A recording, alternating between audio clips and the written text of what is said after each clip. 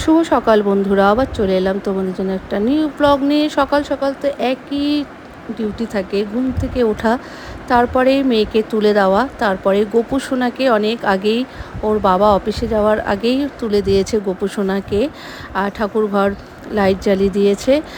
তারপরে ওর বাবা পুজো টুজো দিয়ে চলে গেছে, তারপরে আমি পুজো দেবো।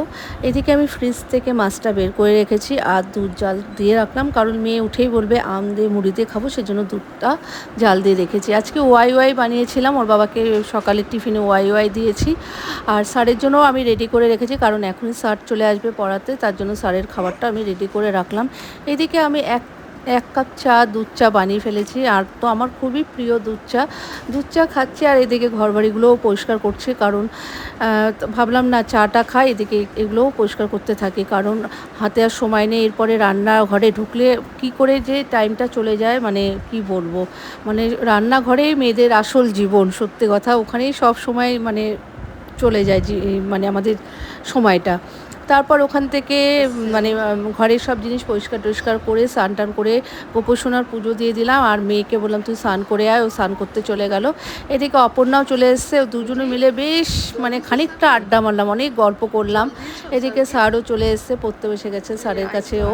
আর এদিকে আমি রান্নাঘরেও চলে এলাম, যে ভাবলাম না এদিকে রান্নার কাজটাও করি, এদিকে স্যারের জলখাবারটা রেডি করে বললাম তুই নিয়ে যা, স্যারকে দিয়ে দে। ও নিতে এসছে, ও স্যারকে দিয়ে দিই, কারণ ওর এখন সকালবেলায় স্যার পড়াচ্ছে। বললাম যেহেতু ছুটি আছে সেজন্য সকালে এখন স্যার পড়ায়, এরপরে স্কুল খুলে গেলে সেই আবার রাত্রে টিউশনও শুরু হয়ে যাবে।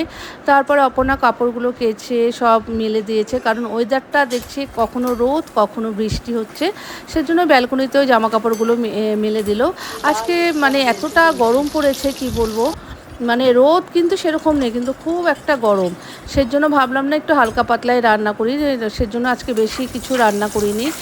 কাঁকরোল ভাজা পেঁয়াজ দিয়ে করেছি, আর এখানে হচ্ছে কাতল মাছ রেখেছিলাম, সেটা রান্না করব। কাতল মাছটা আমি প্রথমে ভাজা করে নিয়েছি, তারপর এখানে জিরে, তেজপাতা, শুকনো লঙ্কা, সোমবারা দিয়ে একটুখানি পেঁয়াজ দিয়ে আলুটা দিয়ে ভালোভাবে একটু ফ্রাই করে ওখানে দিয়ে দেবো জিরের গুঁড়ো, ধনের গুঁড়ো, লঙ্কার গুঁড়ো, আর তোমার কাশ্মীর লঙ্কার গুঁড়ো দিয়েছি, দিয়ে আদা বাটা দিয়ে ভালোভাবে কষিয়ে নিয়ে জল দিয়ে দিয়েছি। এইভাবে একবার কাতল মাছ রান্না করে খেয়ে দেখো, দারুণ দারুণ লাগে, খুব টেস্ট হয়।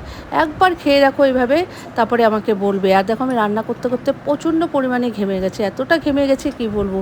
আর খুব গরম পড়ছে, মানে রোদ সেরকম নেই কিন্তু প্রচণ্ড গরম। এদিকে মাছের ঝোল হচ্ছে, ভাবলাম না রান্নাঘরটা ভালোভাবে ক্লিন করে নিই, কারণ একটু পরে আবার বেরোতে হবে মেয়েকে নিয়ে পড়ার ওখানে, সেজন্য সকাল দিকটা খুব তাড়াহুড়া চলে, কারণ 3টার থেকে ওর পড়া থাকে, সেজন্য খুবই মানে একটা মানে তাড়াহুড়ার মধ্যে চলে। দেখো মাছের ঝোলটা কেমন হয়েছে দেখো, তোমরা প্লিজ একটুখানি কমেন্ট করে জানাবে। আর ওর বাবার জন্য অফিসের জন্য তুলে রাখলাম, কারণ সকালবেলায় ওর বাবাকে দিয়ে দিতে হবে এটা যখন অফিসে যাবে। আর এদিকে রান্নাবান্না করে খাওয়া দাওয়া করে আমি আর আমার মেয়ে রেডি হয়ে গেছি।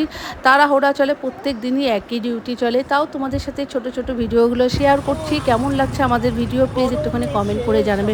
ভালো লাগলে একটু লাইক শেয়ার একটু সাবস্ক্রাইব করে দিও। যারা ইউটিউব থেকে দেখছো প্লিজ সাবস্ক্রাইব করো, যারা ফেসবুক থেকে দেখছো প্লিজ একটু লাইক কমেন্ট করে দিও। চলো টাটা বাই, সবাই ভালো থেকো, সুস্থ থাকো। আসছে আবার নতুন ব্লগ নিয়ে।